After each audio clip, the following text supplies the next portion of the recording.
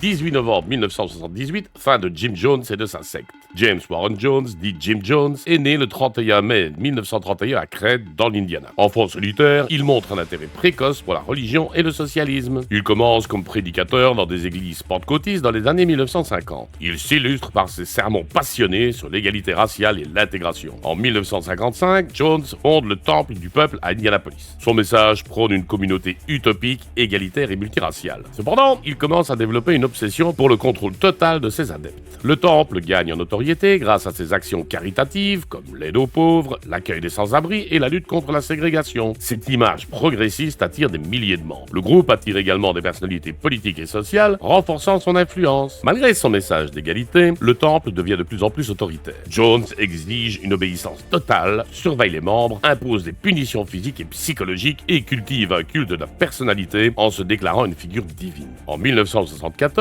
sous pression médiatique et face à des accusations de maltraitance, Jones déplace sa communauté en Guyana, en Amérique du Sud. Il y construit une colonie qu'il appelle Jonestown, présentée comme un paradis socialiste. Mais la réalité de Jonestown est loin du rêve promis. Les habitants vivent sous le contrôle total de Jones, subissent des travaux forcés et sont coupés du monde extérieur. La santé mentale de Jones se dégrade, accentuant son comportement paranoïaque. En novembre 1978, Leo Ryan, membre du Congrès américain, visite Jonestown pour enquêter sur les abus signalés. Pendant son séjour, plusieurs membres tentent de s'échapper avec lui. Le 18 novembre 1978, alors que Ryan et des déserteurs quittent Jonestown, ils sont attaqués par des hommes de Jones sur une piste d'atterrissage. Ryan et plusieurs autres sont tués. Peu après, Jones ordonne à ses adeptes de boire une boisson empoisonnée au cyanure. Plus de 900 personnes, dont de nombreux enfants, meurent dans ce que Jones appelle un acte de protestation contre l'oppression. Jim Jones s'est retrouvé mort d'une balle dans la tête dans ce qui pourrait être un suicide ou un meurtre. Le massacre de Jonestown reste l'un des événements les plus marquants de l'histoire des sectes. Il illustre les dangers du charisme destructeur et de la manipulation psychologique et il reste un cas d'étude pour comprendre les mécanismes des sectes.